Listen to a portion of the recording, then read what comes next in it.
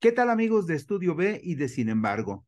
Muchas gracias por acompañarnos en este maratón de puntos y comas de fin de semana, donde tenemos información muy importante vinculada con los asuntos públicos y con la política. Un duro revés sufrió el partido Movimiento Ciudadano en Jalisco, pues la Sala Regional Guadalajara del Tribunal Electoral del Poder Judicial de la Federación declaró improcedente el recuento de votos de los comicios celebrados en la capital tapatía, en una acción que fue calificada como un montaje para ocultar irregularidades por el candidato de Morena, José María Martínez, quien exige la nulidad de esos comicios. ¿Cuáles son los factores que podrían propiciar la anulación de los comicios por la gubernatura de Jalisco? Se lo decimos en puntos y comas. Nuevamente violó la Constitución el cardenal Juan Sandoval Íñiguez y podría ser sancionado por pedir el voto en contra de Morena. En los últimos 5 años, Alito Moreno ha hecho que se vayan del PRI casi 4 millones de militantes. Además, ha perdido 11 gubernaturas. Pese a todo eso, pretende perpetuarse en la presidencia del partido tricolor.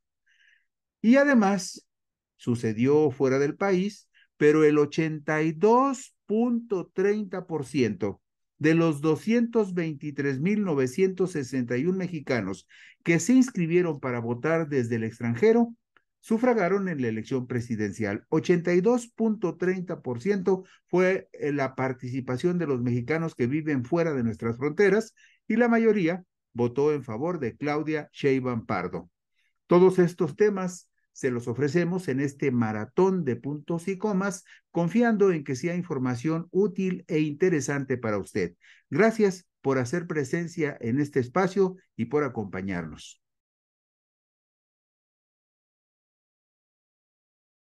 ¿Qué tal amigos de Puntos y Comas? Nos da mucho gusto que nos acompañen en este segmento de información que nos sirve para caminar con mayor certeza rumbo a los acomodos naturales que se tendrán que dar después de los comicios del 2 de junio. Ustedes saben que hubo 8 elecciones de gobernador, además de la elección de jefe de gobierno de la Ciudad de México, y que hay una que está entrampada. La elección de gobernador en el estado de Jalisco y también la elección de alcalde, de presidente municipal en la ciudad de Guadalajara.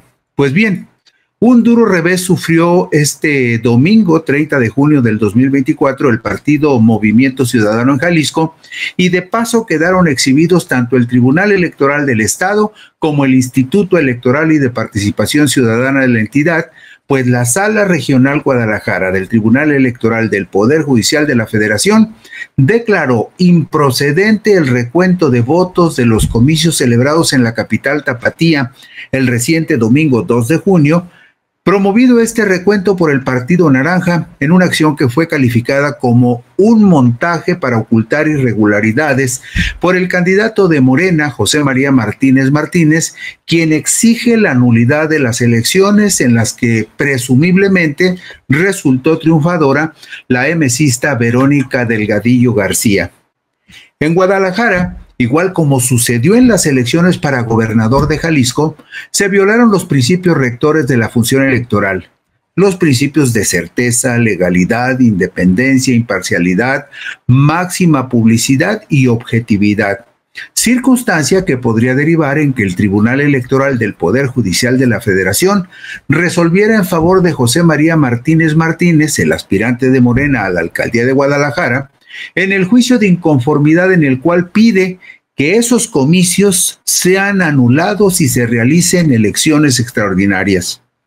Ante la gravedad de las irregularidades denunciadas, el Instituto Nacional Electoral tendría que considerar la remoción de la consejera presidenta del Instituto Electoral y de Participación Ciudadana de Jalisco, Paula Ramírez, y ejercer además su facultad de atracción para asumir la organización y realización de elecciones extraordinarias para la alcaldía de Guadalajara y muy probablemente también para la gubernatura de Jalisco. El acto impugnado que el Tribunal Electoral de Jalisco emitió el jueves 27 de junio del 2024 fue una resolución que ordenó al Instituto Electoral y de Participación Ciudadana del Estado a realizar un nuevo escrutinio y cómputo de diversos paquetes electorales de la elección municipal de Guadalajara, con excepción de aquellos en los que ya se hubiese realizado el recuento. Al ordenar el recuento de votos, el Tribunal Electoral de Jalisco consideró fundado un nuevo escrutinio y cómputo con respecto a 865 casillas, aunque después condicionara su decisión a aquellas casillas que no hubieran sido objeto de recuento, delegando tal función al Instituto Electoral y de Participación Ciudadana de Jalisco. En la sentencia del juicio para la protección de sus derechos político-electorales, promovido por el candidato de Morena, José María Martínez Martínez, se advierte que el Instituto Local de Jalisco, al rendir su informe circunstanciado, refirió que existieron una cantidad de casillas que no pudieron ser computadas porque funcionarios de la mesa directiva de casilla integraron de manera incorrecta el expediente de casillas y que algunas constancias fueron guardadas involuntariamente en paquetes electorales de una diversa elección. Es decir, se perdió la custodia de los paquetes electorales y lo reconoció la misma presidenta del Tribunal Electoral del Estado de Jalisco. Imagínense ustedes qué desorden había, o qué manipulación de los votos. La certeza sobre algunas graves irregularidades fue corroborada por dos informaciones publicadas por el periódico El Diario NTR de Guadalajara, en notas firmadas por el reportero Lauro Rodríguez, el lunes 17 y el miércoles 19 de junio del 2024. Si vamos a la diapositiva número 6, veremos la primera de esas dos informaciones. Y aquí es muy importante destacar la reacción que hubo de la autoridad electoral. Fíjese usted lo que dice esta información de Lauro Rodríguez en el diario NTR para que se dé una idea de lo desasiado que estuvo el proceso electoral en Guadalajara y consecuentemente el proceso electoral en el estado de Jalisco. La nota de Lauro Rodríguez dice lo siguiente: solo en los municipios que conforman el área metropolitana de Guadalajara no entraron al cómputo para las elecciones municipales entre 70 y 75 mil votos.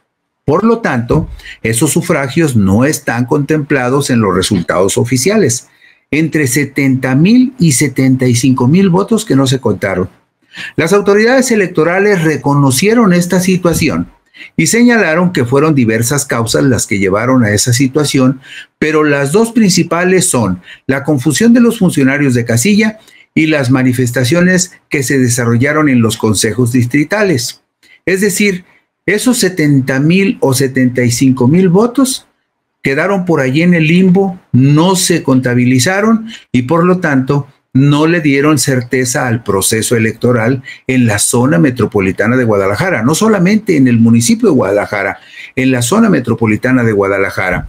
En los municipios del Salto, Guadalajara, Tlaquepaque, Tlajomulco, Tonalá y Zapopan, se quedaron sin incluir en los resultados oficiales, escuche usted, los votos de 217 casillas completas.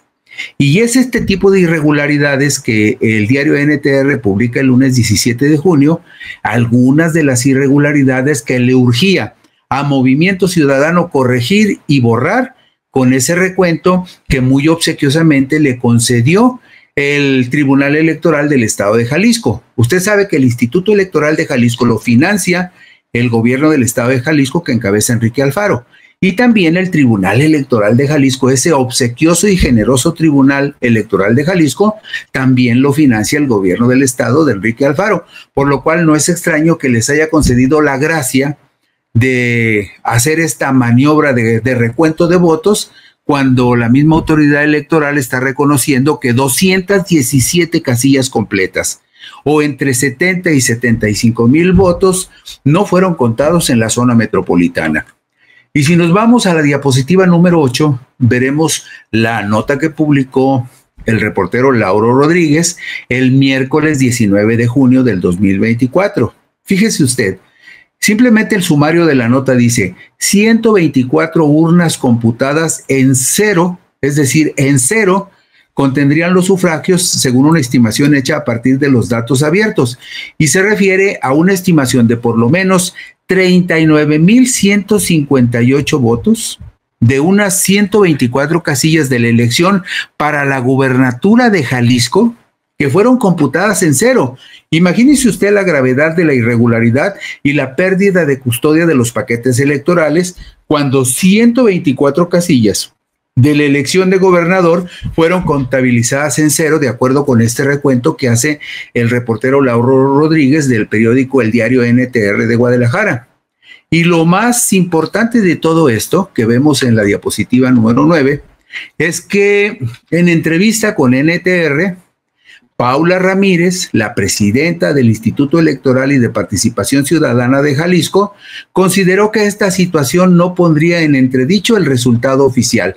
A ver, no es un asunto de cantidades, es un asunto de certeza, de limpieza en los procedimientos electorales, y aquí la presidenta del Instituto Electoral del Estado de Jalisco está reconociendo que perdió la custodia de 124 urnas que no fueron computadas, que fueron computadas en cero y que son urnas que pertenecían al cómputo de la elección de gobernador. La pregunta obligada es, si se pierde la cadena de custodia de los paquetes electorales en estas 124 urnas en la zona metropolitana de Guadalajara, ¿cuántas urnas más se habrán perdido en el resto del estado cuando en el estado de Jalisco se instalaron alrededor de 10,000 urnas? Bueno, pues bien, en las argumentaciones de su oposición al recuento de votos en la capital tapatía, ante la Sala Guadalajara del Tribunal Electoral Federal, José María Martínez señaló la irreparabilidad de los actos intraprocesales.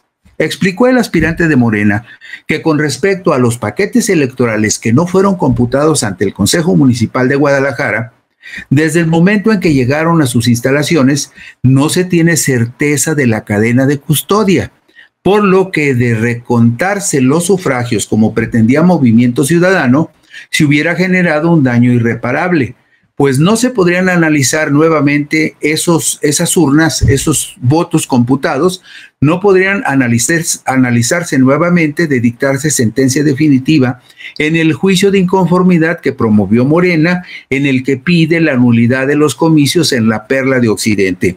Es decir, lo que argumenta José María Martínez, de que este recuento era un montaje promovido por Movimiento Ciudadano, consentido por el Tribunal Electoral de Jalisco y con la anuencia del Instituto Electoral del Estado de Jalisco, era para tratar de reacomodar todos esos votos y esas casillas en las cuales se perdió la custodia y se perdió la certeza y la legalidad con respecto a las elecciones de presidente municipal en Guadalajara y de gobernador de Jalisco en toda la entidad.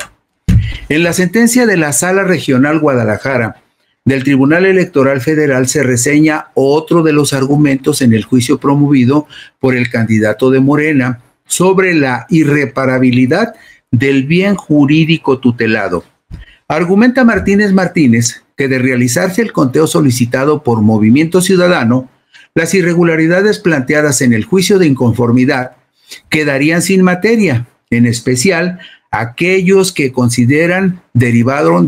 aquellas que se considera que se derivaron de una actuación ilícita de la autoridad electoral y con base en el principio de definitividad. Es decir, si el Tribunal Federal hubiera ratificado la decisión del Tribunal Local de Jalisco para llevar a cabo el recuento, simplemente muchos de los elementos con los cuales se está impugnando la ilegalidad de la elección en Guadalajara y en Jalisco hubieran quedado sin efecto porque se hubiera de alguna manera percudido o manipulado algunas de las pruebas que están argumentadas en los juicios de inconformidad presentados con respecto a las elecciones en Guadalajara y en Jalisco. También reprocha Martínez que el Tribunal Local de Jalisco hizo suyos y convalidó los argumentos vertidos por Movimiento Ciudadano y por el Instituto Local Electoral, prejuzgando sobre los agravios de su juicio de inconformidad contra el resultado de los comicios en Guadalajara, estimando una coordinación ilegal sobre el recuento ordenado, argumentando errores evidentes en el proceso electoral cometidos, según la autoridad, los errores fueron cometidos por la ciudadanía y no por el instituto local, responsable de la cadena de custodia, por lo que indebidamente se responsabilizó a la ciudadanía que participó como funcionarios de casilla. En el caso particular de Guadalajara, fíjese usted, en el caso particular de Guadalajara, que tiene 3 distritos electorales, el 8, el 9 y el 11, los mismos territorios para esos distritos y las mismas listas nominales de elector para las diputaciones locales y federales en esos 3 distritos, Morena ganó los distritos 9 y 11. La suma de votos de los candidatos de Movimiento Ciudadano en esos 3 distritos no se acercaron a los 300,000 sufragios, y eso lo podemos ver en la diapositiva número 14. Ahí puede usted ver, por ejemplo, en la primera columna, de donde dice Morena, PT, Partido Verde, los votos que en la votación para diputados locales en Guadalajara logra el Partido Morena y sus aliados, 281,774 votos. En ese mismo cómputo de los distritos electorales locales para diputados locales, Movimiento Ciudadano apenas logra 253,692 votos. En esos mismos distritos, en ese mismo territorio, el distrito 8, distrito 9 y distrito 11, pero en la elección de diputados federales, Morena logra 266,206 votos, en tanto que Movimiento Ciudadano apenas alcanza 207,996 votos. Lo que todo el mundo se pregunta es si en la votación de diputados locales, Movimiento Ciudadano solamente logró 253,000 votos, y en la de diputados federales, en esos mismos 3 distritos de Guadalajara, logró 207,996 votos, ¿cómo se explica razonablemente que Verónica Delgadillo García, la candidata a la alcaldía de Guadalajara, haya obtenido en esos 3 distritos 308,021 votos? Bueno, luego fíjese usted, ya consolidados los totales de Morena y de Movimiento Ciudadano en las diputaciones locales y en las diputaciones federales en Guadalajara, comparemos esos números de Movimiento Ciudadano, 253,000 y 207,000 votos, contra los 332,131 votos que aseguran que obtuvo Pablo Lemus Navarro en esos mismos 3 distritos. O sea, por mucho, la votación de Pablo Lemus de 332,000 votos supera los 207,000 votos que lograron los candidatos de MC en la contienda por las diputaciones federales en Guadalajara y los 253,000 que logró MC en la contienda de diputados locales en esos mismos distritos de Guadalajara, cuando la votación de Verónica es de 308,000 y la de Pablo Lemus de 332,000. Ese tipo de magia electoral es lo que resulta inexplicable, pero de alguna manera se tiene como punto de referencia que en Guadalajara hubo una violación o una falta de control en la cadena de custodia de los paquetes electorales. El asunto es saber si fue por ineficiencia del Instituto Electoral o fue porque hubo mala fe y hubo complicidad del Instituto Electoral para favorecer al partido Movimiento Ciudadano. Y por último, vea usted, nuevamente vemos los números consolidados, por ejemplo, de la votación que obtuvieron en esos 3 distritos de Guadalajara, los candidatos de Movimiento Ciudadano a la gubernatura, los candidatos de Movimiento Ciudadano al Senado de la República. Estamos hablando de Alberto Esquer y de Mirza Flores. Usted puede ver en la columna de la derecha que los candidatos de MC al Senado lograron en Guadalajara 193,177 votos. Eso lo vemos en la diapositiva 16. En esta diapositiva 16 vemos que estos candidatos de MC al Senado lograron 193,177 votos en esos 3 distritos de Guadalajara. ¿Cómo se explica una vez más que Verónica Delgadillo haya logrado 308,000 y Pablo Lemus 332,000 en ese mismo territorio con esas mismas listas nominales? Cuando nos regresamos a ver la información que publica el diario NTR y descubrimos que hay más de 100,000 votos que no se contaron, empiezan a surgir las explicaciones por qué esta disparidad tan singular de cifras entre las votaciones de diputados locales, diputados federales, senadores, en comparación con la votación para presidente municipal de Guadalajara y para gobernador en el municipio de Guadalajara, que es una muestra pequeña de las irregularidades que a simple vista se pueden detectar. Bueno, pues el 31 de octubre del 2018, por razones muy similares a las que se presentaron en las elecciones municipales de Guadalajara y por la gubernatura de Jalisco, la Sala Superior del Tribunal Electoral del Poder Judicial de la Federación anuló los comicios por la alcaldía de Monterrey. Es un fuerte precedente jurídico que podría ser determinante en el momento en que se analicen las peticiones de nulidad para los comicios por la alcaldía Tapatía y por la gubernatura de Jalisco. Ahí estamos viendo en pantalla esta captura de pantalla del Tribunal Electoral del Poder Judicial de la Federación de un comunicado oficial del 31 de octubre del 2018. ¿Qué dice allí? Bueno, dice que el Tribunal Electoral del Poder Judicial anuló la elección del ayuntamiento en Monterrey. Pero vea usted las causales. El Pleno de la Sala Superior ordenó a la Comisión Estatal Electoral de Nuevo León que convoque a una elección extraordinaria para la renovación de dicho municipio. Y dice que se determinó que hubo una serie de inconsistencias a lo largo de la cadena de custodia de los paquetes electorales que contravinieron el principio de certeza. Pero si nos vamos a la diapositiva 19, vamos a ver la carátula y un extracto de lo que este recurso de reconsideración promovido por el PRI en contra del PAN da como resultado para la anulación de la elección en Monterrey en la sentencia del 31 de octubre del 2018. Vea usted con detalle. Ausencia de contabilización de 28 paquetes electorales que representan la diferencia porcentual superior a la diferencia entre el primero y el segundo lugar. Nulidad de la elección por violación a principios constitucionales. Si usted se fija, aquí estamos hablando de 28 paquetes. Y en la información sobre los paquetes que no se contabilizaron en la zona metropolitana de Guadalajara, estamos hablando de más de 200 paquetes electorales. Es decir, la cantidad es muy superior a la que se usó como referencia para anular la elección en Monterrey.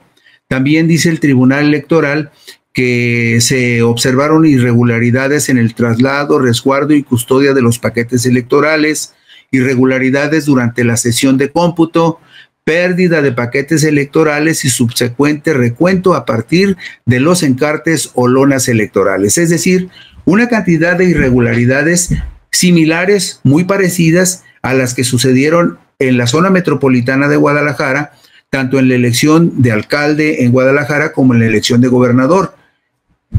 ¿Y qué más? Bueno, pues los magistrados que el 31 de octubre del 2018 anularon los comicios para la alcaldía de Monterrey fueron la entonces presidenta de la Sala Superior del Tribunal Electoral, Janine M. Otálora Malasis, y los magistrados Mónica Arali Soto, Felipe Alfredo Fuentes Barrera y José Luis Vargas Valdés. Votaron en contra de la anulación los magistrados electorales Felipe de la Mata Pizaña, Indalfer Infante González y Reyes Rodríguez Mondragón. Pero vea usted la diapositiva que tenemos en pantalla. Ahí vemos que los 3 magistrados de la parte superior están actualmente en la Sala Superior del Tribunal y esos 3 magistrados votaron por la anulación de las elecciones de la alcaldía en Monterrey. Y los 2 que están abajo, Reyes Rodríguez Mondragón y Felipe de la Mata Pizaña, votaron en contra de la anulación. Si los magistrados aplicaran el mismo criterio que utilizaron en los comicios del 18 para anular en Monterrey, muy probablemente tendrían que tomar una decisión parecida al analizar los casos de la alcaldía de Guadalajara, de la elección para la alcaldía de Guadalajara y de la votación para la gubernatura de Jalisco.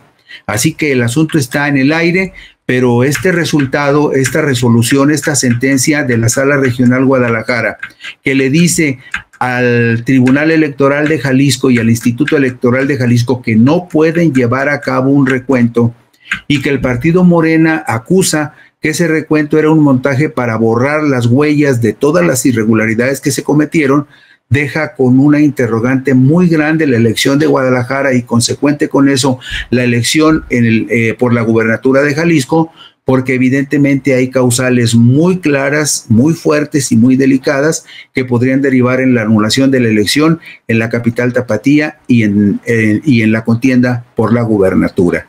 Y con eso concluimos hoy Puntos y Comas. Por aquí nos veremos mañana. Buenas noches.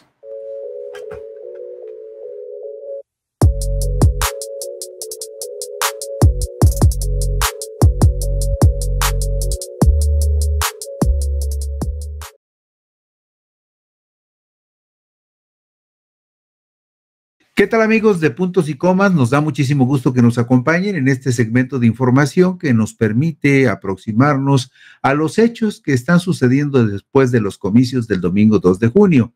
Lo que sucede después, qué pasa con los candidatos triunfadores, qué pasa con aquellos que van a asumir responsabilidades, qué sucede con aquellos procesos que están impugnados. Porque usted sabe que de las nueve entidades donde hubo elecciones, 8 para gobernador y 1 para jefe de gobierno de la Ciudad de México, solamente una está severamente impugnada. Se trata del caso de la gubernatura de Jalisco, donde presumiblemente, de acuerdo con los resultados del Instituto Local Electoral, habría ganado el empresario Pablo Lemus Navarro, postulado por el partido Movimiento Ciudadano. Pero también en el caso particular de la capital tapatía de Guadalajara, el asunto se complicó y por lo tanto la contienda por la gubernatura, los resultados de la contienda por la gubernatura y los resultados de la contienda por la alcaldía de Guadalajara ya están impugnados en el tribunal y lo más seguro es que van a llegar hasta la sala superior del Tribunal Electoral del Poder Judicial de la Federación. Hay suficientes razones para considerar que las irregularidades podrían derivar en la anulación de esos comicios. Pero más allá de lo que finalmente decida la sala superior, ¿qué factores podrían contribuir, podrían incidir de manera importante para que una elección como la de Jalisco y la de Guadalajara fueran anuladas? Bueno, ¿cómo se procesa la nulidad de una elección en México?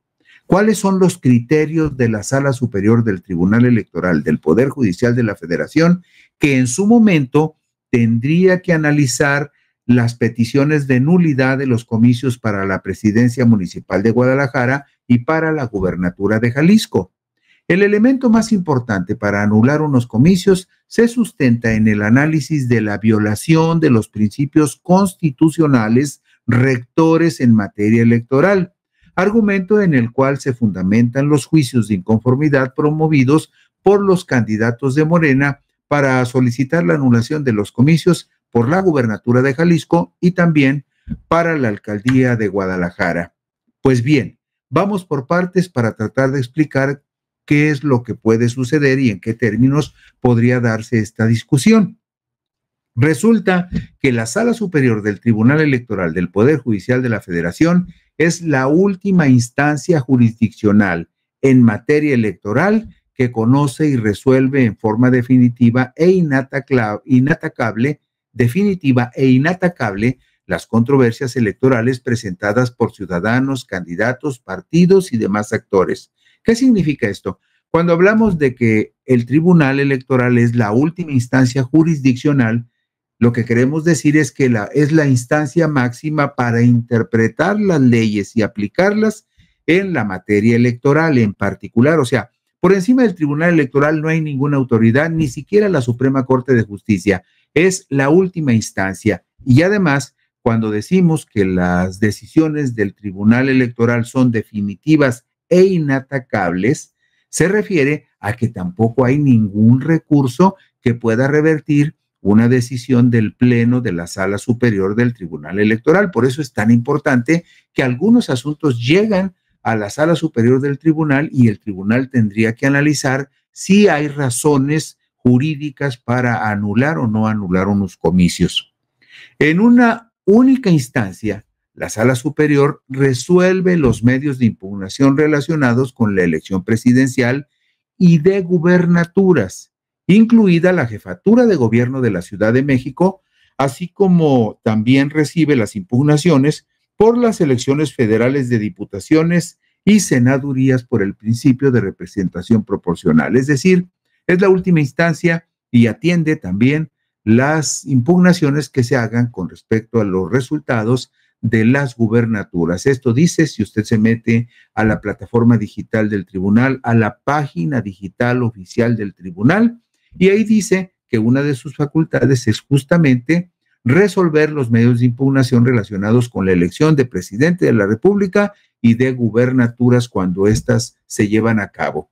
Bueno, la Constitución Política de los Estados Unidos Mexicanos establece en la fracción quinta de su artículo 41, el artículo 41 es el que se refiere a todos los asuntos relacionados con las elecciones y con los partidos políticos, con el financiamiento de los partidos políticos, con el Tribunal Electoral del Poder Judicial de la Federación, todo lo que tiene que ver con elecciones. Si a usted en lo particular le interesa este tema, lo puede encontrar en el artículo 41 de la Constitución General de la República. Bueno, pues el artículo 41 de la Constitución dice que la organización de las elecciones es una función estatal que se realiza a través del Instituto Nacional Electoral y de los organismos públicos locales, es decir, el INE y en este caso el Instituto Electoral y de Participación Ciudadana del Estado de Jalisco.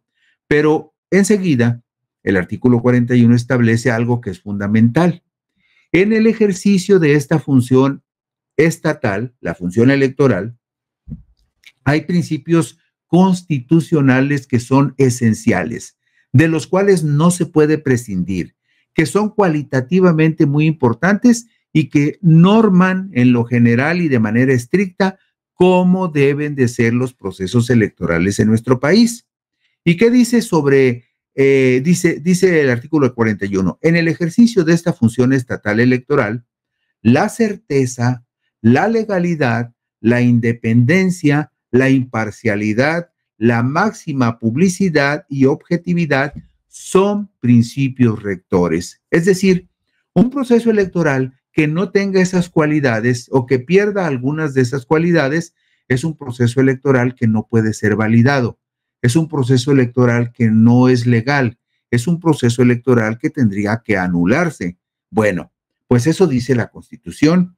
Y esos son los principios rectores básicos, fundamentales. Sin esos principios, las elecciones no serían más que una suma de votos, que muchas veces usted sabe que es muy fácil ponerle dulcecitos a la piñata, meterle más votos a la ánfora o en las actas poner más votos de los que realmente se contabilizaron en favor o en contra de tal o cual partido. Eso es muy fácil hacerlo. Lo que no se puede de ninguna manera ignorar son estos principios que se refieren a la certeza, la legalidad, la independencia, la imparcialidad, la máxima publicidad y la objetividad de las elecciones. Mientras que el artículo 78 bis de la Ley General del Sistema de Medios de Impugnación, hay un sistema de medios de impugnación, es decir, todo lo que sucede en los procesos electorales, en la parte que organiza el Instituto Nacional Electoral o que organizan los institutos electorales locales, todo eso es la parte administrativa. El INE es una autoridad administrativa, lo mismo que el Instituto Electoral de Jalisco. Bueno, pero aparte de eso, hay un sistema de medios de impugnación, una ley general del sistema de medios de impugnación. ¿Para qué? Para que se encargue de revisar y para que se puedan denunciar con base en esa ley las irregularidades que pudieran cometerse contra los procesos electorales o para violar los procesos electorales o para burlar la voluntad de la gente. Bien, el artículo 78 bis de la Ley General del Sistema de Medios de Impugnación en materia electoral señala que las elecciones federales o locales serán nulas por violaciones graves, dolosas y determinantes, y que se presumirá que las violaciones son determinantes cuando la diferencia entre la votación obtenida entre el primero y el segundo lugar sea menor al 5%. En caso de nulidad de la elección, se convocará a una elección extraordinaria en la que no podría participar la persona sancionada. Es decir, si el candidato presumiblemente ganador participó en un proceso de ilegalidades contra la elección, ese personaje no podría participar en las elecciones extraordinarias si se anulara el proceso donde se detectaron irregularidades graves. Agrega la Ley General del Sistema de Medios de Impugnación que se entenderá por violaciones graves aquellas conductas irregulares que produzcan una afectación sustancial a los principios constitucionales en la materia, es decir, a los principios que determinan la calidad de los procesos electorales, los principios constitucionales. Y además se calificarán como dolosas aquellas conductas realizadas con pleno conocimiento de su carácter ilícito, llevadas a cabo con la intención de obtener un efecto indebido en los resultados del proceso electoral. También, la Constitución Política del Estado de Jalisco establece en su artículo 12 la preeminencia de los principios rectores de la función electoral y repite también lo que la Constitución Federal. La función electoral debe de estar determinada por certeza, legalidad, independencia, imparcialidad, máxima publicidad y objetividad. Y mire usted, en la diapositiva número 5 podemos empezar a ver una descripción muy concisa pero muy clara de cuáles son las razones de nulidad de una elección. Esta explicación la hace el magistrado de la Sala Superior del Tribunal Electoral, Felipe de la Mata Pizaña, quien también es uno de los dos integrantes de la comisión especial que va a recibir todas las impugnaciones de la elección presidencial y las tendrá que resolver y tendrá que preparar el dictamen para la calificación y la declaración de presidenta electa de Claudia Sheinbaum Pardo. O sea, Felipe de la Mata Pizaña hace la explicación sobre cuáles son las razones de nulidad de una elección y esto lo hace en un documento oficial del Tribunal Electoral. Y dice lo siguiente: para que se materialice una nulidad deben cumplirse los siguientes requisitos. Esto lo explica el magistrado Felipe de la Mata Pizaña. Punto 1. Que las acciones u omisiones que se alegan sean determinantes, es decir, que exista un efecto directo entre las mismas y el resultado de la elección y o que vicien por completo ya sea el acto electoral o bien la etapa que se está impugnando, como por ejemplo la pérdida de la custodia de los paquetes electorales, que es una de las quejas de lo que ocurrió en Jalisco. También dice que para que una etapa del acto electoral sea anulado, deben considerarse dos tipos de determinación. Concepto electoral que se aplica para las nulidades. Fíjese usted bien, debe considerarse dos tipos de determinancias. Uno, la cualitativa, que es la cuantitativa de cantidad, que es el resultado de los votos, el recuento de los votos, y la cualitativa, que es de calidad, que es el asunto subjetivo, porque se trata de apreciación y análisis sobre las cualidades que debe de tener el proceso electoral para ser legal, válido, confiable, ¿sí? Bueno, ¿cuáles son las razones de nulidad de una elección? El punto 2 dice Felipe de la Mata lo siguiente. En la diapositiva número 6 lo vemos. Que se pruebe que las acciones u omisiones fueron cometidas con dolo y gravedad y que estuvieron específicamente orientadas a incidir en el resultado del proceso electoral. Como por ejemplo, una de las quejas que plantea Morena, de que en varios recuentos de votos estuvieron personajes que al mismo tiempo de que hacían función como personajes del Instituto Electoral, también estaban en la nómina del gobierno de Jalisco o de algunos municipios del partido Movimiento Ciudadano. Es una de las quejas que plantean. El punto número 3, que la diferencia entre el primero y segundo lugar sea menor al 5% de la votación emitida en la casilla, el distrito o la elección global, dependiendo de la etapa que se impugna. Todo esto viene en un documento que se llama Manual de Periodismo Judicial Electoral del Tribunal Electoral del Poder Judicial de la Federación, y el autor de este capítulo en particular es el magistrado Felipe de la Mata Pizaña. ¿Cuáles son los tipos de nulidades que se aplican en materia electoral? Bueno, puede haber nulidad de voto, por ejemplo. Este voto es nulo porque no se marcó bien la boleta. O puede haber nulidad de la votación en una casilla, que hubiese habido irregularidades, muchas con respecto a una sola casilla, y que la autoridad considere que no es confiable, que no es de alguna manera, que no hay certeza sobre la validez de lo que ocurrió en esa casilla y se anula. O Punto 3, la nulidad de una elección completa, como lo que está pidiendo Morena en el caso de la elección de gobernador y la elección de alcalde en Guadalajara. Y mire usted, aquí están los datos en la diapositiva número 8, los datos de cómo quedó el resultado entre Pablo Lemos Navarro y Claudia Delgadillo González. Si usted observa, este es el resultado oficial que dio a conocer el Instituto Electoral de Participación Ciudadana de Jalisco. Hay apenas una diferencia de 5% entre Pablo Lemos Navarro y Claudia Delgadillo González. Una diferencia que en su momento, si Morena pudiera aprobarlo, se tendría que subsanar. ¿Por qué? Porque se tendrían que demostrar las irregularidades que se señalan y entre otras una que es fundamental, la pérdida de la custodia de los paquetes electorales y una cantidad muy importante de paquetes electorales que no fueron contabilizados en la zona metropolitana de Guadalajara y que la presidenta del Instituto Electoral local, Paula Ramírez, reconoció que no se habían contabilizado, que no estaban incluidos en el recuento de votos en la zona metropolitana de Guadalajara, solamente por poner un ejemplo. Entonces, esta diferencia de 5 puntos porcentuales no puede ser considerada definitiva en una elección que está impugnada ya y que seguramente va a llegar a la sala superior.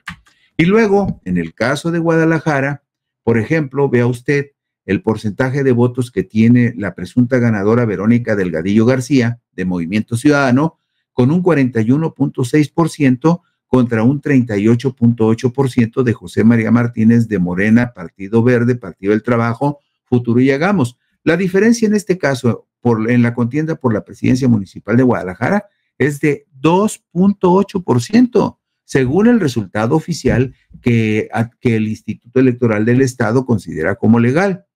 Por lo que se ve aquí también, la diferencia es tan pequeña que si se lograra de alguna manera tomar en consideración dos informaciones que publicó un diario de Guadalajara que se llama Diario NTR, donde documenta que más de 100,000 votos en la zona metropolitana de Guadalajara no fueron contabilizados, que incluso Paula Ramírez, la presidenta del Instituto Electoral de Jalisco, reconoció que era cierto, que había más de 100,000 votos que no se contabilizaron.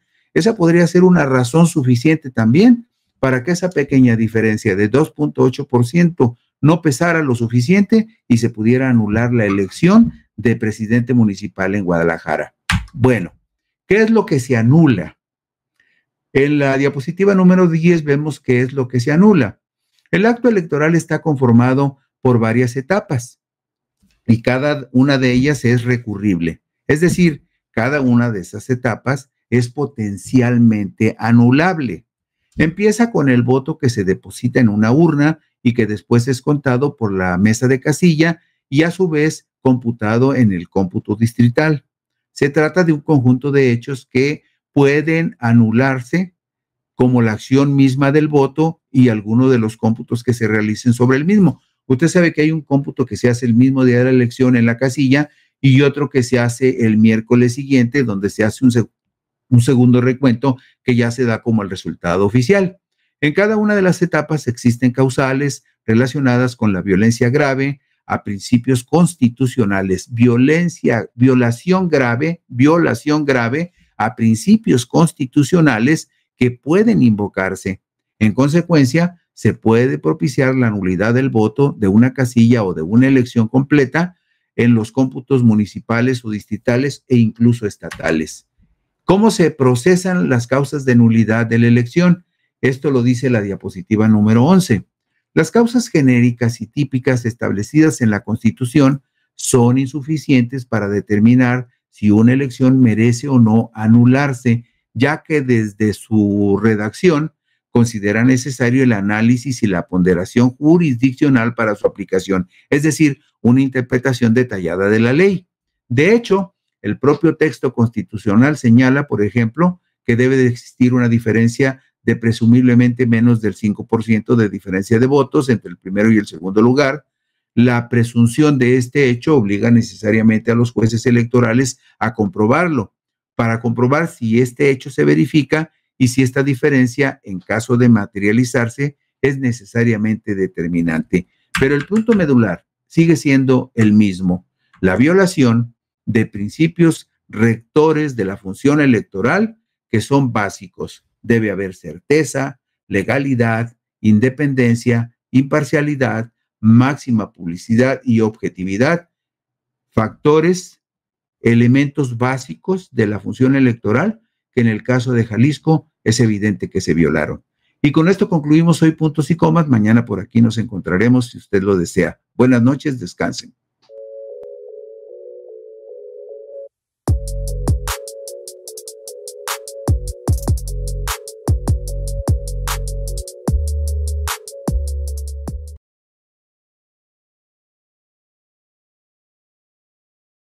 ¿Qué tal, amigos de Puntos y Comas? Nos da muchísimo gusto que nos acompañen en este segmento informativo que le da seguimiento a los acontecimientos que se derivan de la elección del pasado domingo 2 de junio del 2024. Y hay un asunto que se quedó por allí en el limbo, que de repente se fue diluyendo, pero que tiene importancia porque representa que ha habido un avance en la percepción de un segmento muy importante de la población, pero también que ese avance no ha sido suficiente como para que se explore con mayor claridad las necesidades de esas personas que no viven en el país, pero que manifestaron mucho interés por votar en las elecciones pasadas y que incluso con su participación superaron todas las estimaciones previas que había y superaron los estándares de participación de los últimos 3 procesos electorales presidenciales. Y escuche usted el dato: el 82.30% de los 223.961 mexicanos que se inscribieron para votar desde el extranjero sufragaron mediante las modalidades de voto electrónico, voto a través del correo convencional y de manera presencial en 20 consulados y 3 embajadas para imponer nuevo récord de participación de 184.326 sufragantes, que supera por mucho el 54.14% de concurrentes a las urnas en los comicios presidenciales del 2018, cuando votaron fuera de nuestras fronteras 98.470 compatriotas. Ese es el dato relevante. En esta ocasión votaron 184.326 mexicanos desde el extranjero, que superan por mucho los 98.470 que votaron hace 6 años. Hace 6 años votó el 54.14% de los mexicanos que vivían en el extranjero y que se inscribieron para participar en los comicios, frente al 82.30% que votaron en esta ocasión desde muy diversos países. Usted sabe que en el caso de la votación que se llevó en territorio nacional, terminó fluctuando según las diferentes circunstancias de presidente de la República, senadores y diputados, por encima del 61%. Por eso, esta participación del 82.30% de quienes viven en el extranjero y se inscribieron para votar es un dato relevante del interés que nuestros compatriotas tuvieron, pero todavía es un esfuerzo insuficiente. Hay muchísimas más posibilidades de que estas votaciones se incrementen, pero por lo pronto se establecen nuevas marcas de participación de los mexicanos que viven fuera de nuestras fronteras. La candidata de Morena PT, Partido Verde, Claudia Sheinbaum Pardo, recibió en el extranjero el 49.64% de los votos, contra el 46.93% de la abanderada de PAN PRI PRD, Xóchitl Gálvez Ruiz, y el candidato de Movimiento Ciudadano recibió de nuestros paisanos en otros países apenas el 2.40% del total de votos que fueron emitidos. En forma individual, como partidos políticos, Morena sumó 65.300 votos contra 63.184 del PAN. Todos estos datos son el balance que hace el Instituto Nacional Electoral con fecha del viernes 28 de junio del 2024. Y nos vamos a la diapositiva número 3 porque ahí vemos gráficamente todos los datos que le acabo de compartir. Votaron 184.326 ciudadanos mexicanos que viven en el extranjero y que representan el 82.30% de la lista nominal de mexicanos fuera de nuestras fronteras que se inscribieron, que fueron en total los reconocidos por el INE, fueron en total 223,961 ciudadanos inscritos. Y en este caso, por ejemplo, Jorge Álvarez Maínez logró del voto en el extranjero 4,434 sufragios. Xóchitl Gálvez sumó 86,518 votos y Claudia Sheinbaum Pardo resultó ganadora con 91,510 votos. Si vemos la diapositiva número 4, veremos ahí la votación que recibieron en el extranjero de manera individual los partidos políticos y las coaliciones, y en esta primera diapositiva número 4 vemos que las columnas que representan los votos que recibieron el PAN de manera individual y Morena también por separado son muy equivalentes. 63,184 recibió el PAN, 65,300 votos recibió el partido Morena.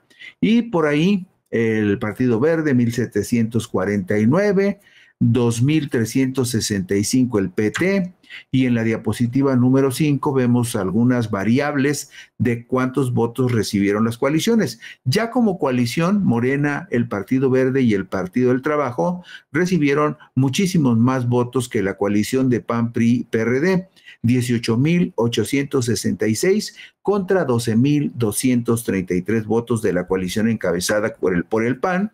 Y luego en la diapositiva 6, algunas otras variables. No hubo muchos votos nulos, apenas 1,171 y también 693 votos por candidaturas no registradas. Vamos a tratar de investigar quiénes fueron esos candidatos no registrados que recibieron 693 votos de personas que radican en el extranjero. La modalidad en la cual se emitieron más votos en estos comicios desde otros países, la modalidad en la cual se emitieron más votos fue el sufragio por Internet. La gente que decidió votar por Internet fue la que más votos aportó a esta suma de votos en el extranjero. 122,497 boletas fueron emitidas por quienes fueron utilizadas por quienes votaron a través de Internet. Quien obtuvo el mejor resultado en el voto que se depositó a través de Internet, que se emitió a través de Internet, fue Xóchitl Gálvez Ruiz, quien en esa modalidad de voto a través de Internet logró el 53,89, como lo vemos en la diapositiva número 8. El 53,89, Berta Xóchitl Gálvez Ruiz, del voto por Internet, en tanto que Jorge Álvarez Maínez apenas logró 2,70% y Claudia Sheinbaum Pardo logró el 42,36% en el voto emitido por Internet desde otros países. Y en la diapositiva número 10 vemos el resultado de los votos que se emitieron a través del correo tradicional. Usted sabe que el Instituto Nacional Electoral, después de que las personas se inscribieron, les preguntó cómo quiere votar, a través de Internet, por el correo convencional, o quiere usted hacerlo de manera presencial en algún consulado o embajada. Bueno, pues 39,586 personas decidieron votar a través del correo tradicional.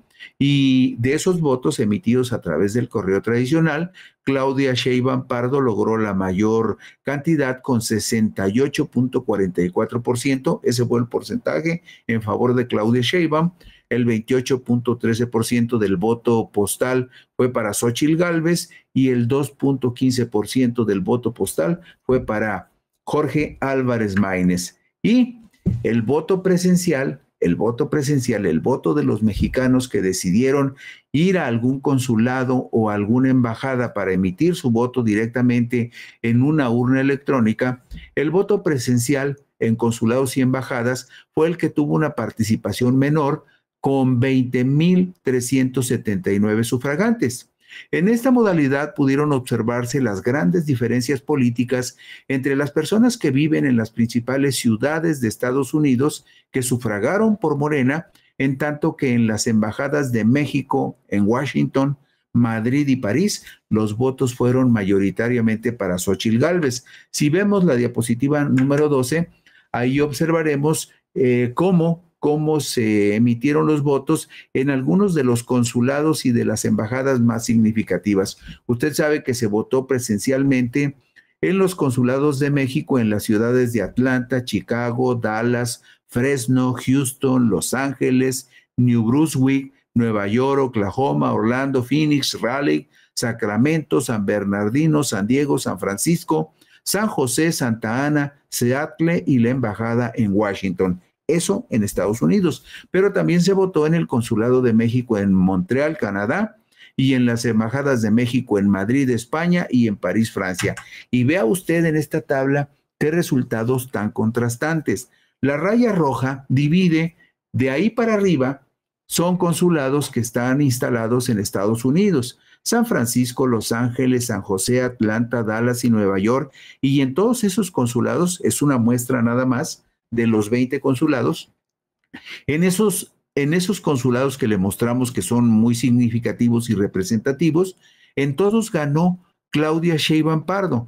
Es decir, ahí donde votaron los trabajadores, muchos de ellos que llegaron indocumentados a Estados Unidos, que con mucho esfuerzo se han abierto camino en Estados Unidos, la mayoría de ellos votaron por Claudia Sheinbaum Pardo. Usted lo ve, por ejemplo, el caso más relevante es el caso de Nueva York, porque en el consulado de Nueva York, 1,120 personas votaron por Claudia Sheinbaum y solamente 515 lo hicieron por Xóchitl Gálvez y 13 le dieron votos a Jorge Álvarez Maínez. Pero si usted revisa en todos los consulados que están en esta muestra, San Francisco, Los Ángeles, San José, Atlanta, Dallas y Nueva York, en todos ganó Claudia Sheinbaum. ¿Y en qué embajadas o consulados ganó Xóchitl Gálvez? Pues mire usted, por ejemplo, en San Diego, seguramente muchas personas con cierta capacidad económica que viven en San Diego le dieron el triunfo a Xóchitl Gálvez. 513 votos a Xóchitl Gálvez contra 386 de Claudia Sheinbaum. Luego, Washington, donde está la embajada mexicana, que es una ciudad de burócratas, donde trabajan burócratas de alto nivel, tanto de México como de otros países. En Washington, por ejemplo, también ganó Xóchitl Gálvez con 445 votos contra 285 de Claudia Sheinbaum Pardo. Y lo mismo sucedió en Montreal. No creo que en Montreal haya muchos trabajadores que hayan llegado indocumentados o con dificultades. Ahí también volvió a ganar Xóchitl Gálvez con 527 votos contra 332. Y allá en Madrid, donde están muchos exiliados, autoexiliados mexicanos, muchos de ellos millonarios que se están pudriendo en dinero y algunos de ellos de dinero público que saquearon. Bueno, pues en Madrid también ganó Xóchitl Gálvez con 2,209 votos y solamente 220 votaron en Madrid en favor de Claudia Sheinbaum. Y lo mismo sucedió en París. No creo que en París haya trabajadores indocumentados mexicanos o gente o mexicanos pobres. Ahí en París, 1,230 mexicanos que radican allá votaron por Xóchitl Gálvez y solamente 436 lo hicieron por Claudia Sheinbaum Pardo. Y para que tenga usted una idea de la diferencia, estamos hablando desde un principio que en la votación de este 2 de junio participaron y votaron 184,000 mexicanos, el 82,30%. Bueno, ¿cuántos votaron en los últimos 3 procesos para que tengamos una comparación razonable? Pues mire usted, en la diapositiva 14 vemos el voto de la elección presidencial, el voto en el extranjero de la elección presidencial del 2006, y en esa ocasión se inscribieron 40,876 mexicanos radicados en el extranjero. Solamente votaron 32,621, que representaron un 79,8% de participación. En esos comicios del 2006, en el extranjero, ganó Felipe Calderón con el 58,29% y Andrés Manuel López Obrador tuvo 34%. Después, en la diapositiva número 16, vemos el voto en el extranjero durante la elección presidencial del 2012. En esa ocasión se inscribieron para votar 59,115 mexicanos que radican en el extranjero, acudieron a votar 40,714, acudieron a votar, 40,714, que representaron el 68 0.87% de participación en los comicios del 2012. Y finalmente, en la diapositiva número 18, vemos que hubo una participación ya más nutrida. Se inscribieron para participar 181,873 mexicanos, pero solamente votaron desde el extranjero 98,470 para un porcentaje del 54.14%. Es decir, sí hubo un avance importante en el voto en el extranjero, pero indudablemente todavía se requiere hacer muchísimo trabajo y lo tienen que hacer los partidos políticos para convencer a la gente que participe. Y también el Instituto Nacional Electoral y la Secretaría de Relaciones Exteriores deben de ser más eficientes, más comedidos, más gentiles, más amables con la gente que vive en el extranjero y particularmente con la gente modesta que se fue a trabajar y a buscar empleo para sobrevivir o para tener una forma más decorosa de vida. A esos mexicanos esforzados y trabajadores son los que tiene que atender mejor el Instituto Nacional Electoral y también la Secretaría de Relaciones Exteriores para que esos mexicanos en los siguientes comicios se acerquen con más confianza a los consulados y a las embajadas para tramitar sus credenciales, para inscribirse en la lista nominal de electores de votantes en el extranjero y para que sigan incrementando su participación por dos razones. Porque ellos tienen derecho a participar y porque ellos también deben comprometerse en participar en las decisiones que tomamos los mexicanos que vivimos en territorio nacional, pero que no somos diferentes a ellos, que además de manera esforzada se fueron a buscar el futuro en tierras extrañas, en donde muchos de ellos trabajan más que la mayoría de los que se quedaron en el país, y también son personas sacrificadas, esforzadas, honradas y trabajadoras que tienen derecho a ser tomadas en cuenta por las instituciones del gobierno mexicano. Y con eso concluimos hoy puntos y comas. Se rompe marca de votación de los mexicanos que viven en el extranjero y eso es una buena noticia que compartimos con todos ustedes. Gracias, descansen, mañana por aquí.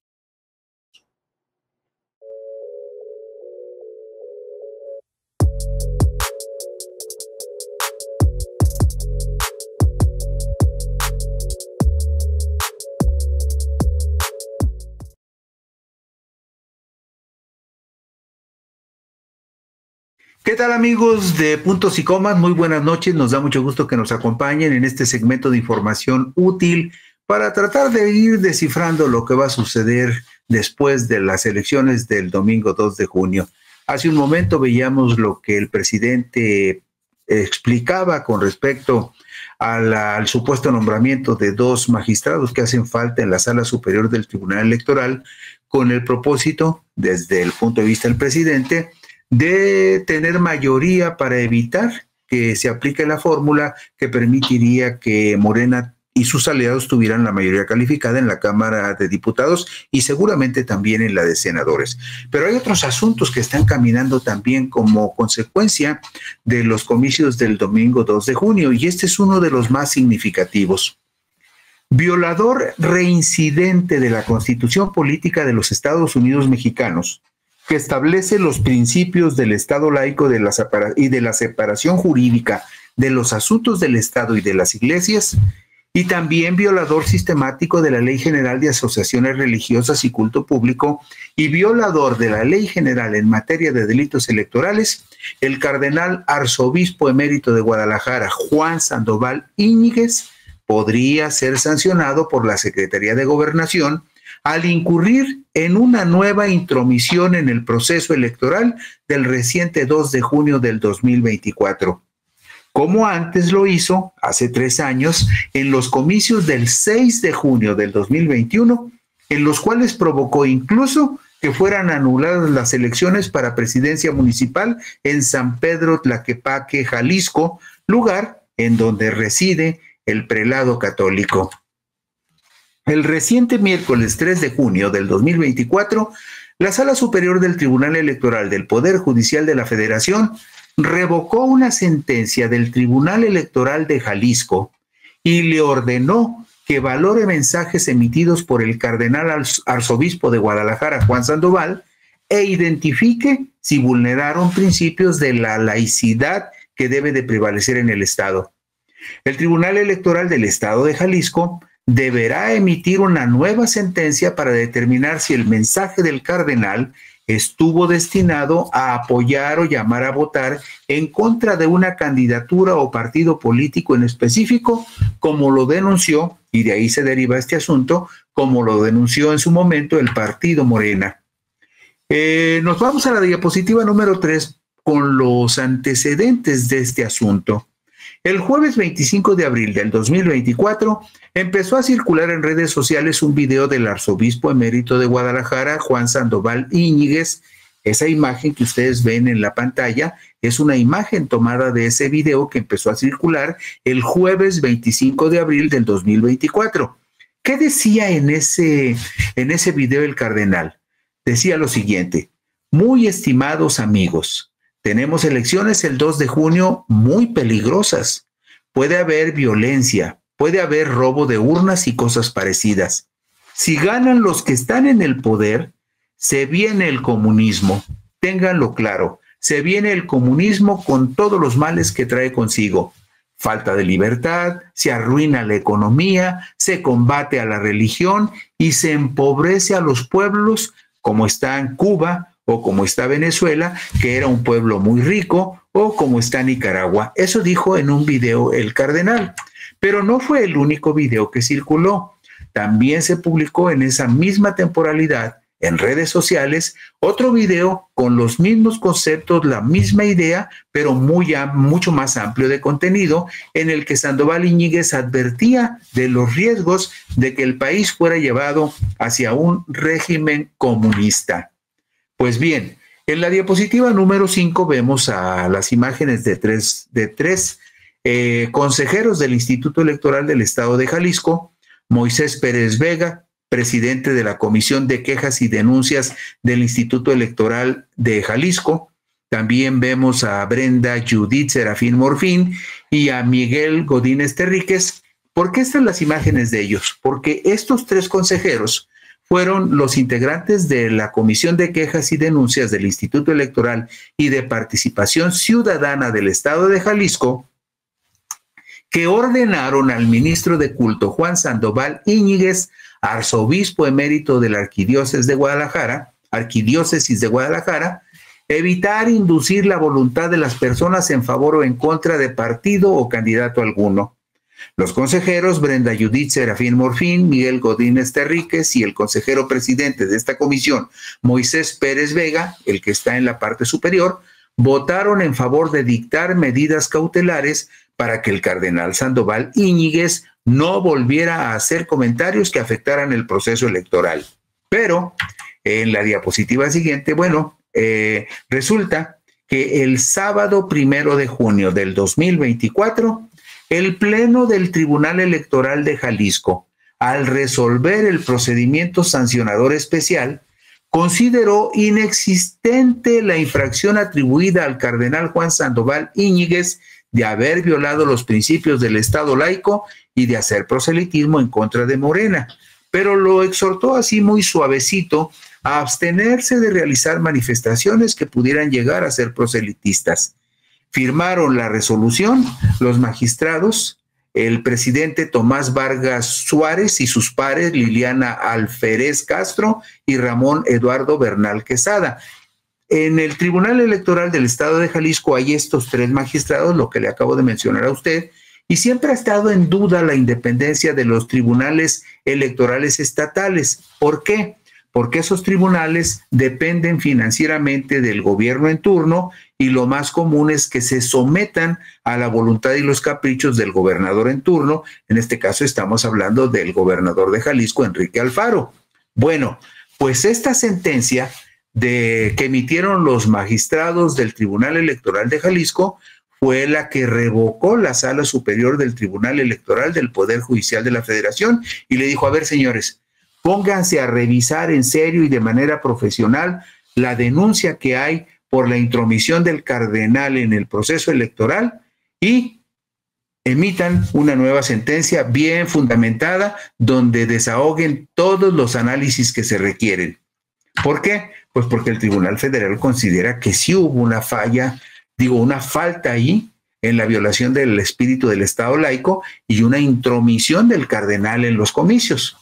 Usted sabe bien, y se lo decimos una vez más, que por mandato constitucional establecido en el artículo 130 de nuestra Carta Magna, existe un principio histórico de separación del Estado y las iglesias, no solamente de separación con la Iglesia Católica, con cualquier denominación de cualquier iglesia, pero principalmente con la católica porque es la que, por lo menos en términos declarativos, parece ser la mayoritaria en el país. Bueno, pues el artículo 130 de la Constitución es el que establece la separación del Estado y las iglesias y establece también que los ministros de culto no podrán desempeñar cargos públicos. Como ciudadanos, tendrán los ministros de culto derecho a votar, pero no a ser votados para un cargo público. Quienes hubiesen dejado de ser ministros de culto con la anticipación y las formalidades que establezca la ley, pues sí podrían ser votados siempre y cuando se separen con la debida anticipación de su ministerio. Además, el artículo 130 constitucional señala que los ministros de culto no podrán asociarse con fines políticos ni realizar proselitismo a favor o en contra de candidato, partido o asociación política alguna. Tampoco podrán los ministros de culto en reunión pública, en acto de culto o de propaganda religiosa, ni en publicaciones de carácter religioso, oponerse a las leyes del país o a sus instituciones, ni agraviar de cualquier forma los símbolos patrios. Todo eso dice el artículo 130 constitucional. Pero no es el único mandato que hay con respecto a la conducta que deben asumir los ministros de culto. La Ley General en materia de delitos electorales, en esa ley existe un artículo, el 16, que establece lo siguiente: artículo 16 de la Ley General en materia de delitos electorales.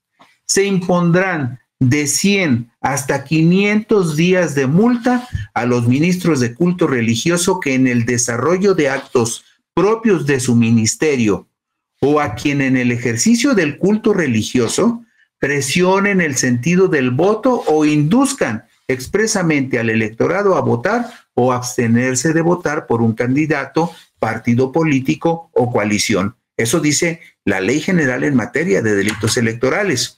Y además, la Ley de Asociaciones Religiosas y Culto Público, que regula el artículo 130 constitucional, esta es una ley secundaria que regula un artículo constitucional, la Ley de Asociaciones Religiosas y Culto Público, señala en su artículo 14 lo siguiente: los ciudadanos mexicanos que ejerzan el ministerio de cualquier culto religioso tienen derecho al voto en los términos de la legislación electoral aplicable. No podrán ser votados para puestos de elección popular, ni podrán desempeñar cargos públicos superiores, a menos que se separen formal, material y definitivamente de su ministerio, escuche usted, cuando menos 5 años antes en el primero de los casos. O sea, cuando quieran participar por un cargo de elección popular, tendrían que haber cumplido antes el requisito de haberse retirado del ministerio 5 años antes. Y 3 años en el caso, y 3 años en el segundo caso, es decir, para desempeñar cargos públicos superiores, cualquier ministro tendría que haberse separado de su cargo, de su ministerio, por lo menos 3 años antes del momento en el que sea invitado a trabajar en algún cargo de gobierno. Por lo que toca a los demás cargos bastarán 6 meses. Y reitera el mandato constitucional lo siguiente: tampoco podrán los ministros de culto asociarse con fines políticos ni realizar proselitismo en favor o en contra de candidato, partido o asociación política alguna. Como puede usted ver, en el caso particular del cardenal arzobispo emérito de Guadalajara, Juan Sandoval Íñiguez, viola la Constitución, viola la Ley de Asociaciones Religiosas y Culto Público y viola también la Ley General en materia de delitos electorales.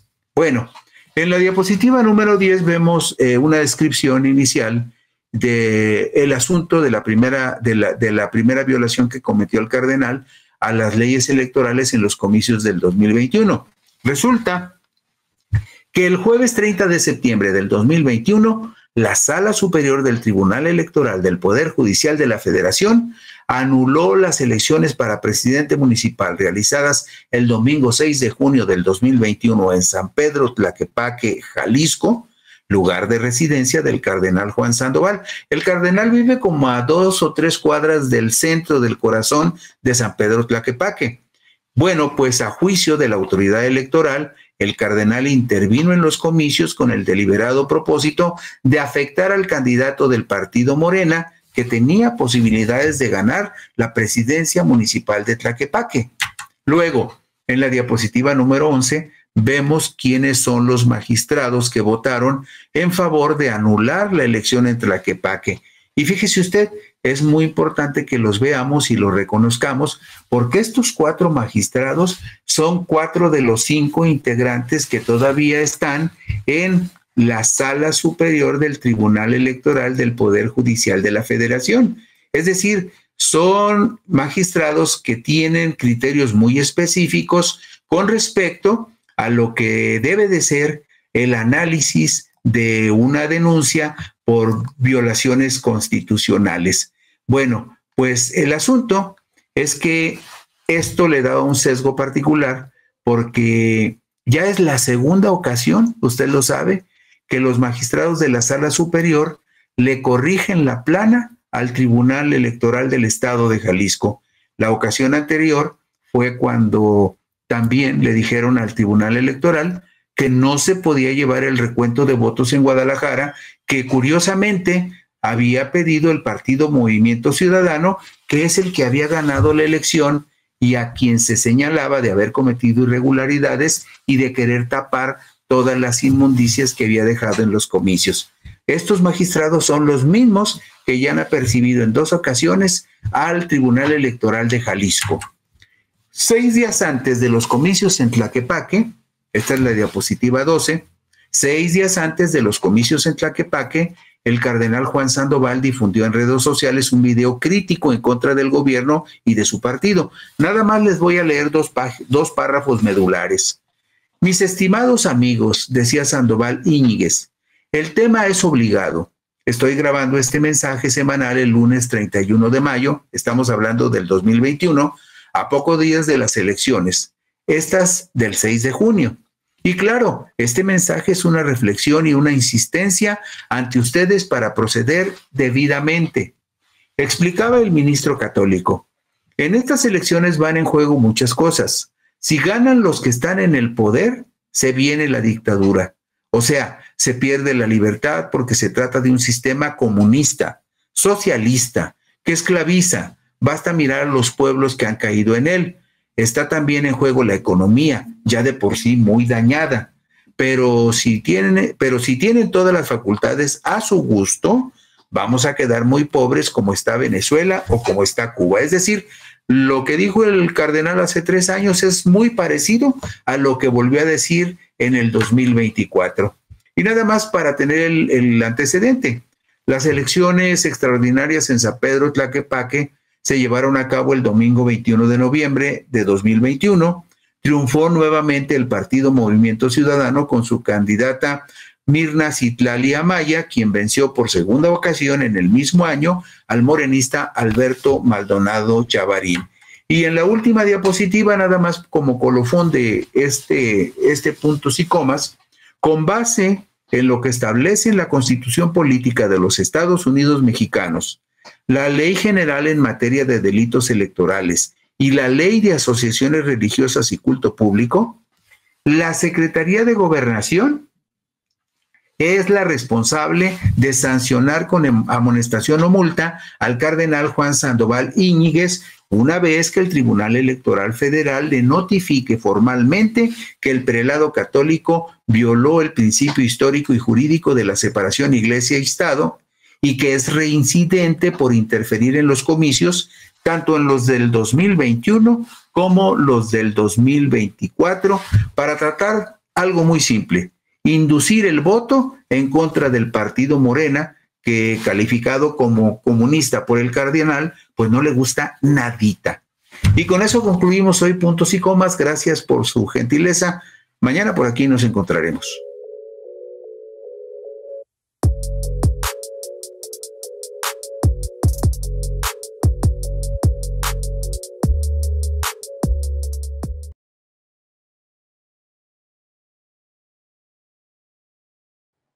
¿Qué tal, amigos de Puntos y Comas? Nos da muchísimo gusto que nos acompañen en este segmento de información útil que pretende acompañarlos para ir entendiendo cómo se van acomodando las cosas después de los comicios del domingo 2 de junio del 2024. Usted sabe que el asunto de las elecciones no termina hasta que se califican las elecciones, hasta que el Tribunal Electoral dice que todo está completamente desahogado, según sea el caso, en favor o en contra de cómo se presenten las quejas, pero hasta ese momento se define y se termina el proceso electoral. Por lo tanto, váyale usted calculando más o menos que a mediados o finales de agosto se darán a conocer las últimas sentencias a los juicios de inconformidad que hubiesen sido presentados, y una vez hecho ese trámite en el Tribunal Electoral, el Instituto Nacional Electoral podrá asignar las 200 diputaciones plurinominales y también los 32 senadores de lista nacional para que quede completa las dos cámaras.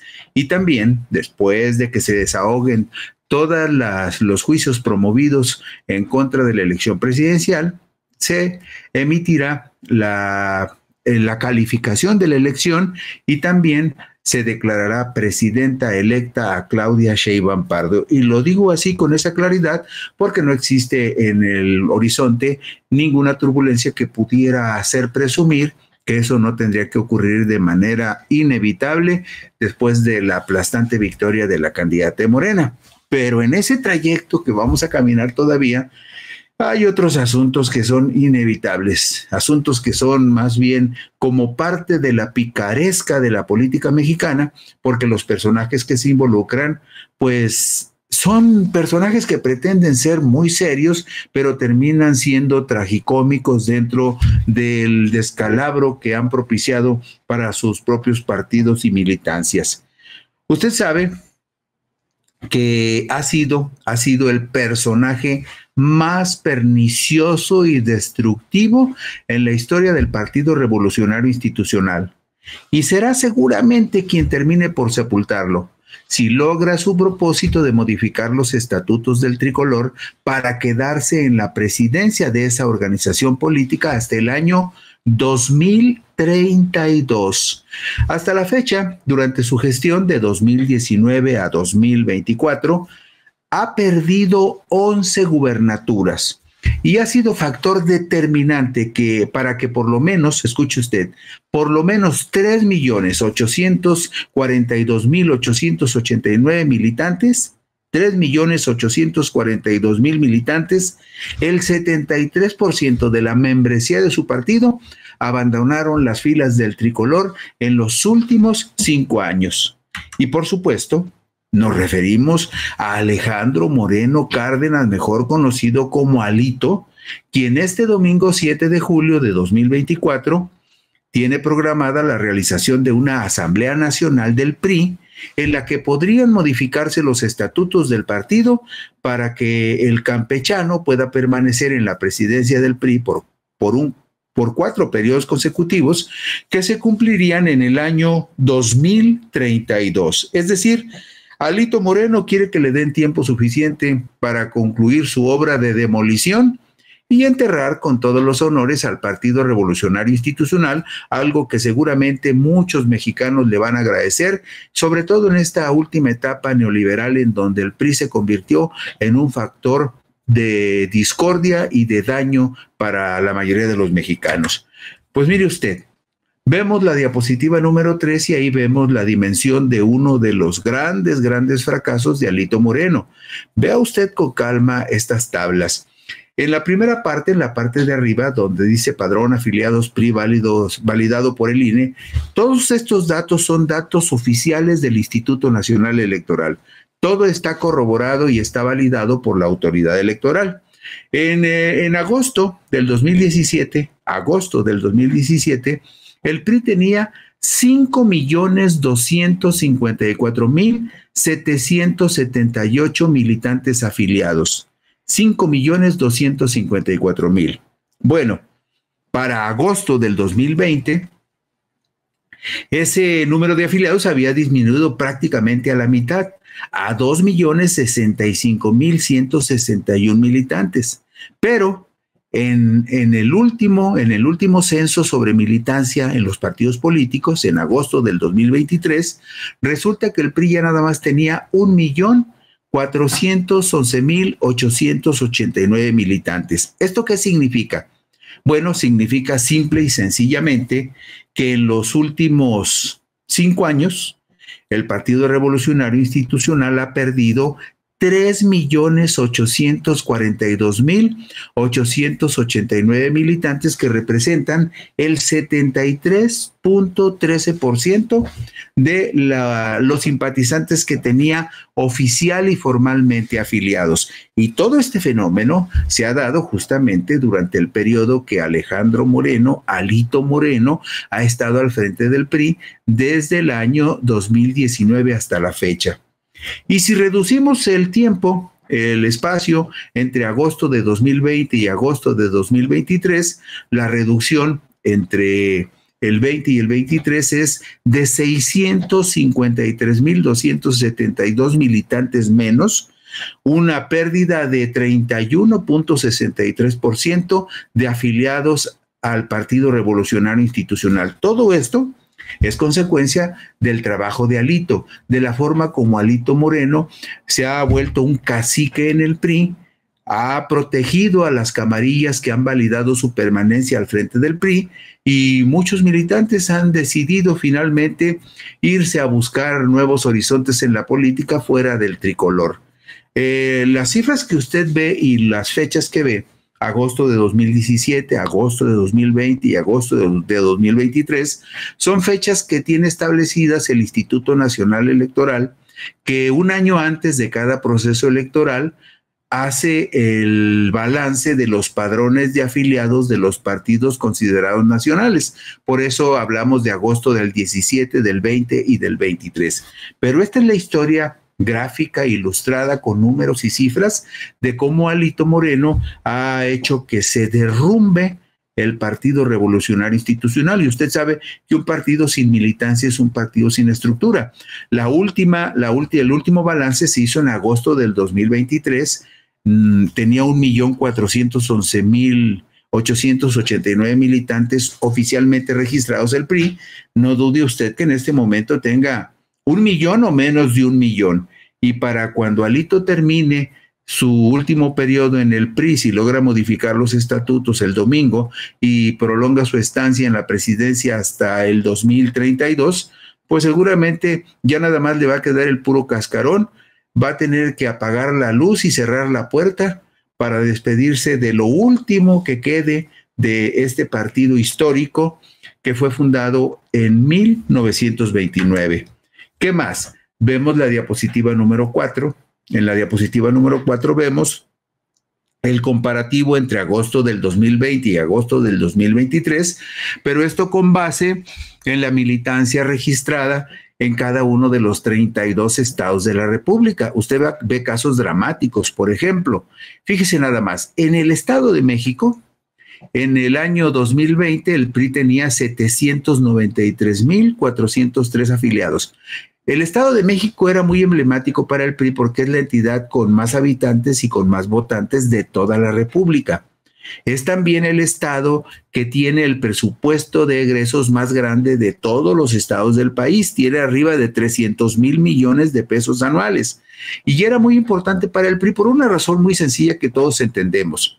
Del Estado de México salía dinero para financiar a muchos de los comités estatales donde gobernaba la oposición o donde gobierna la oposición y no tenían dinero para sostener sus actividades. Entonces, del Estado de México salía el dinero. Dicho esto, por muchos priistas que decían, no, pues el gobierno de Peña nos ayuda para mantener los gastos del comité estatal, como en algún momento lo reconocieron algunos dirigentes en Jalisco. Pero esto sucedía con muchos estados. Entonces, al perder el PRI el Estado de México, perdió no solamente una gran cantidad de simpatizantes, de 793,000 baja a 298,000 entre el 2020 y el 2023, pero también pierde la nómina, el presupuesto de egresos más jugoso, de donde saldría dinero para lubricar la estructura del partido en toda la República. Y hay otros casos, por ejemplo, en la Ciudad de México baja de 68,000 a 36,000, y así nos vamos dando cuenta cómo se ha ido desgastando este partido, que cada día tiene menos presencia en toda la República. Por ejemplo, fíjese, en Baja California Sur en el 2020 tenía 703 afiliados y apenas alcanzó a subir a 1,238 afiliados en agosto del 2023. Todos estos números reflejan que Alito Moreno ha sido sumamente exitoso en su labor de demolición de lo que quedaba del Partido Revolucionario Institucional. Del Partido Nacional Revolucionario, así se llamó el Partido Nacional Revolucionario, fundado el 4 de marzo de 1929, hace 95 años, impulsado por el presidente Plutarco Elías Calles, solo quedan las cenizas y la nostalgia. Su primer candidato presidencial fue Pascual Ortiz Rubio. Después, años después, el general Lázaro Cárdenas del Río, quien ha sido el mejor presidente de la época posrevolucionaria. Él fue quien en 1938 rebautizó al tricolor, a este Partido Nacional Revolucionario, lo rebautizó y le puso Partido de la Revolución Mexicana en 1938. Después, en 1946, ya durante el gobierno de Manuel Ávila Camacho, se transformó en el actual Partido Revolucionario Institucional. Es decir, el PRI tiene 95 años de vida y bueno, quién sabe si alcance a llegar a los 100 años, le faltarían 5, y quién sabe si en manos de Alito logre sobrevivir los 5 años que le faltan para cumplir un siglo. La nacionalización del petróleo el 18 de marzo de 1938 y 12 días más tarde la transformación del Partido Nacional Revolucionario en el Partido de la Revolución Mexicana, un partido que reconocía la lucha de clases y fijaba como uno de sus objetivos la instauración de la democracia obrera y el socialismo. Esos fueron los momentos culminantes de la obra cardenista, a juicio del historiador Enrique Semo, como lo relata en el libro La sucesión presidencial en 1988, publicado por Editorial Grijalbo. Hay mucho de poético y de profundamente irónico en la fase terminal del PRI, que llegará a sus últimos días luego de haber sido aliado en las elecciones presidenciales del 2024 de su enemigo histórico. El PAN, que fue fundado en 1939, es el enemigo histórico del PRI, porque el PAN se fundó como instrumento de la reacción, de la contrarrevolución que se opuso y atemperó algunas de las propuestas más avanzadas del régimen del general Lázaro Cárdenas. Es decir, el partido que nace presumiblemente como heredero de la revolución, está en su etapa terminal como aliado de su principal enemigo histórico, político, ideológico en este país.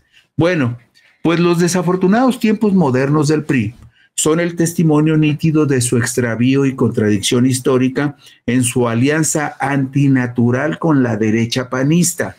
La más reciente metamorfosis del PRI ocurrió durante su 23ª Asamblea Nacional, realizada entre el 7 y el 11 de diciembre del 2021, cuando el tricolor se reinventó, por lo menos en términos declarativos, y dijo el PRI en el 2021 que era un partido de centro izquierda, progresista, socialdemócrata y alejado de los extremos ideológicos, bajo el mando de su presidente nacional Alejandro Moreno Cárdenas, alias Alito, y de su secretaria general Alma Carolina Vigiano Austria.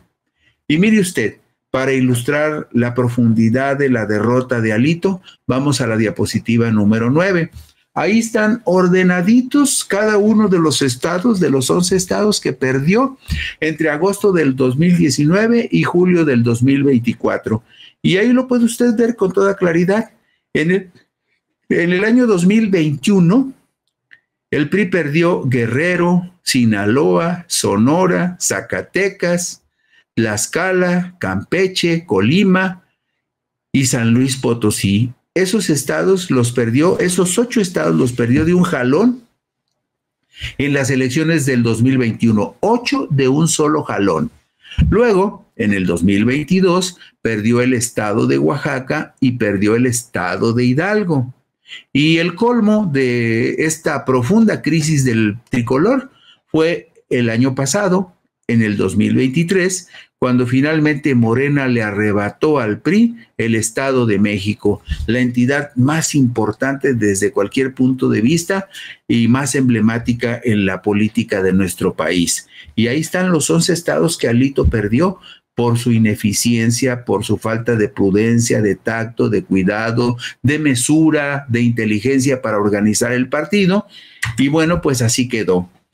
Cuando Alito tomó la dirigencia del PRI, el Partido Revolucionario Institucional tenía 12 gubernaturas.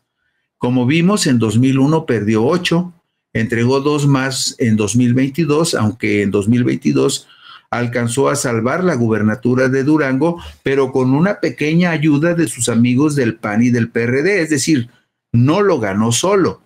Y finalmente en 2023 pierde el Estado de México y logra salvar Coahuila, pero tampoco lo hizo solo. El PRI ya necesitó ayuda para ganar Durango y Coahuila necesitó la ayuda de los votos del PAN y del PRD. Bueno, más bien del PAN porque el PRD ya casi tampoco tenía nada.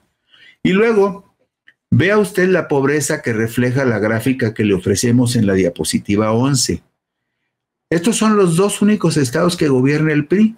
Después de haber sido el poderosísimo partido que gobernaba todos los estados de la República y en algún momento de la alternancia la mayoría de los estados de la República, resulta que ahora el PRI nada más tiene Coahuila con Manolo Jiménez Salinas y Durango con Esteban Alejandro Villegas Villarreal.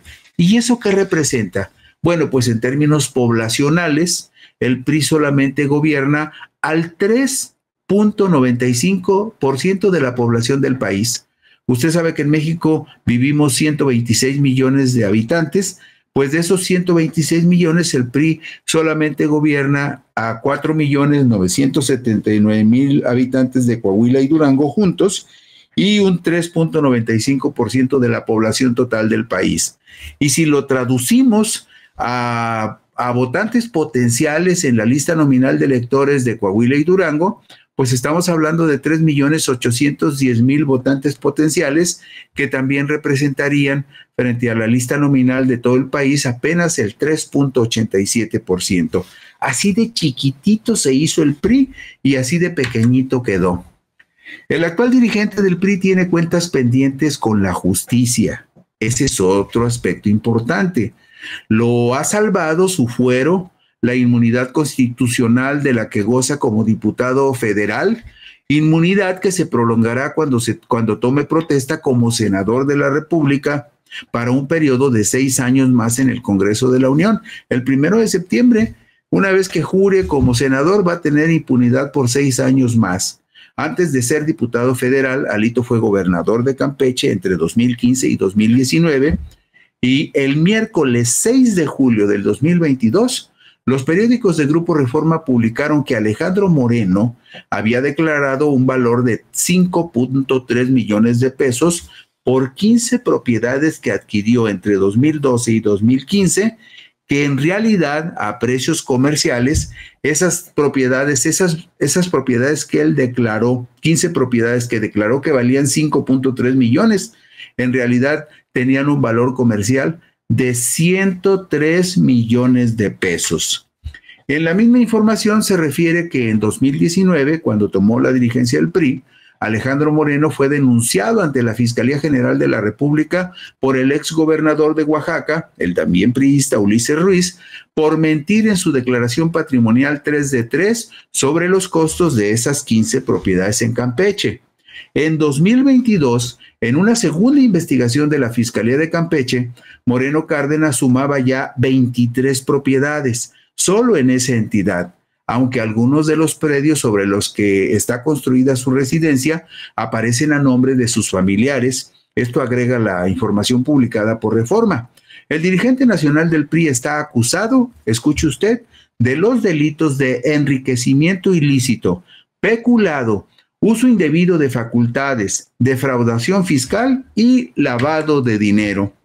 Los ímpetus de los morenistas por llevar a a juicio a Alejandro Moreno Cárdenas se enfriaron luego de que fue una diputada del PRI, usted lo recordará, Yolanda de la Torre Valdés, una diputada priista muy cercana a Alito Moreno, fue quien presentó la iniciativa que permitió la reforma constitucional, también respaldada por el tricolor, para mantener la presencia de las Fuerzas Armadas en las calles hasta el 2028, en apoyo de tareas de seguridad y combate al crimen organizado. La referida reforma fue aprobada en la Cámara de Diputados el 15 de septiembre de 2022 y en la Cámara de Senadores el 4 de octubre del 2022. Ahí compró Alito tiempo y un tramo mayor de tiempo de impunidad. Pues ¿por qué? Porque se congració con Morena al impulsar esta reforma y apoyarla en el Congreso para que el ejército pudiera seguir en apoyo de la seguridad pública hasta el 2028. Y ahorita, en este momento, Alito se prepara para 6 años más de impunidad y posiblemente otros 8 años al frente del PRI. Si lo logra, seguramente será el encargado de apagar la luz y cerrar la puerta el último día de la liquidación del PRI como partido político. Y así terminamos hoy Puntos y Comas. Por aquí nos encontraremos el próximo lunes. Gracias, buenas noches, descansen.